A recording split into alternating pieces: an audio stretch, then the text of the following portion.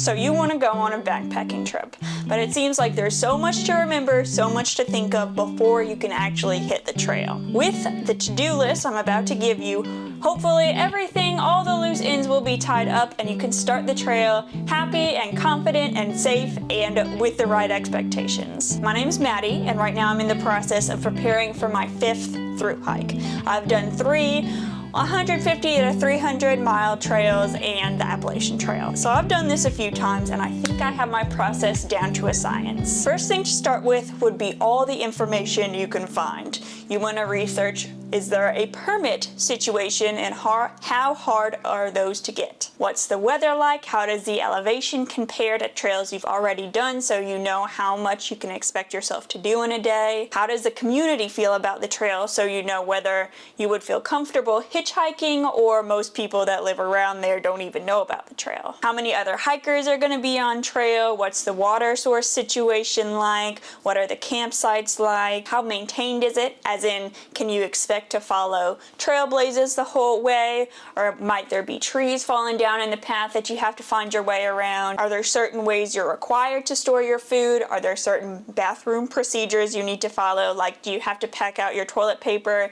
Are you expected to carry a wag bag? That kind of thing. And are there any specific hazards for this trail you need to prepare for? While you're doing that research, you may want to consider giving money to the association or the organization that oversees the trail. If it's within your means and you're getting a lot out of this trail, it's nice to put the money back into the trail to make it possible for people down the road. And of course, there's always the legwork of how are you going to leave behind the rest of your life? Do you need someone to look after your pets? Is someone going to come check in on your house?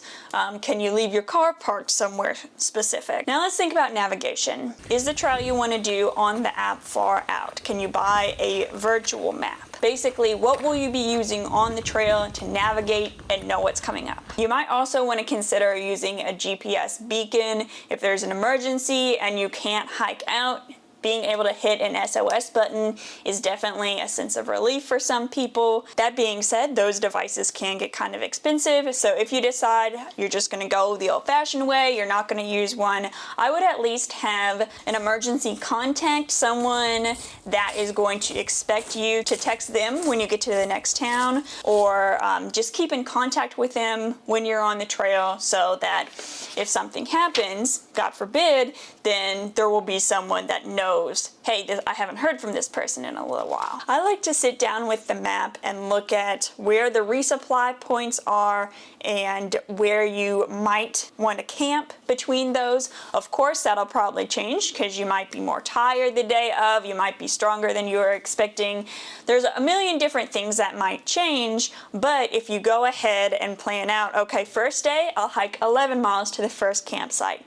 Next day, I think I might go for 14 miles. Next day after that, if I can hike 16 miles, I'm into the next town so I can go buy more food. If you keep doing that for the whole trail, I think that's a good way to just get familiar with it, know what to expect, and you can also plan how long you'll be gone for with a better estimate. If you're doing a trail that's longer than 400, 500 miles, you might just want to plan out until the first resupply. If you're backpacking for the first time, this is going to be a much larger step than if you've already been, but you need to gather your gear. Even if you've been using the same gear loadout for a while now, you might want to go through and say, okay, is anything damaged? Do I have a fuel can to cook my food? Do I need a new lighter?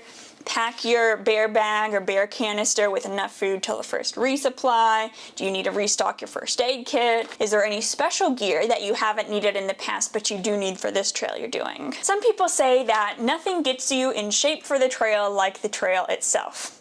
I think that's true, but I've also gone into a hike totally cold turkey and it's just so overwhelming. At this point in my hiking career, I really like to get in shape before a trail because you're gonna have sore mornings and just be really stiff at some point.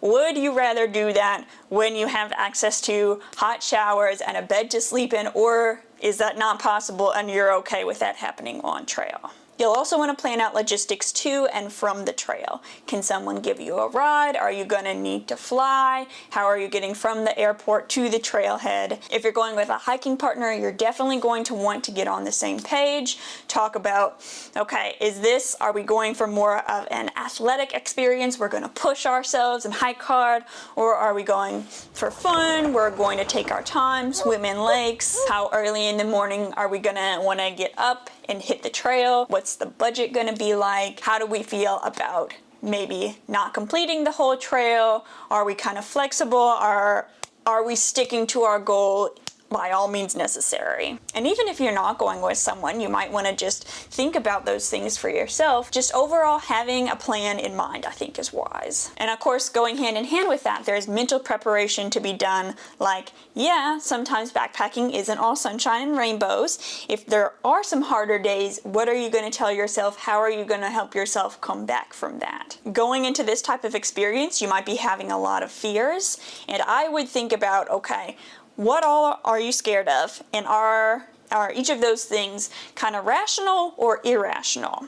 If it's rational, for example, say, hey, I'm going on this trail. I know there's going to be snakes, even venomous snakes, and I'm just feeling really worried about that. You could look up, okay, how common is it on this trail to see that type of snake? What do people do to avoid being bitten? If you're worried about something like you're scared of seeing cryptids in the woods, maybe researching, hearing other people's experience might make you more scared. So what I would do is just be like, yes, I am scared of this, but I'm putting that aside. I'm coming to terms with that fear because I want to do this trip. I always like to talk to someone that's done the trail before, just to touch base with a human being. Even if you don't know someone that has, you can use Facebook groups to say, hey, has anyone hiked this before or thru-hiked this before? What can I expect? You can ask any specific questions that you have. Even watching YouTube videos of people doing the same trail, that can give you an idea of what is this going to look like? What problems did this person have, so I know what to look out for, what to do better. Once you're all packed up, you're physically prepared, you're mentally prepared, remember to cut your fingernails and toenails. Maybe get a haircut, maybe shave, just because you won't be able to do that for a while. If you're feeling like this is a whole lot of information and you're kind of overwhelmed, I'll type everything up and put it on your screen so you can screenshot it and save it. It definitely is a lot to think about. There are a lot of moving parts, but if you go through this list and you prepare the best you possibly can, I really think it's setting you up for success to have a confident, happy, safe, knowing what to expect hike. Happy trails to you, and thank you for watching.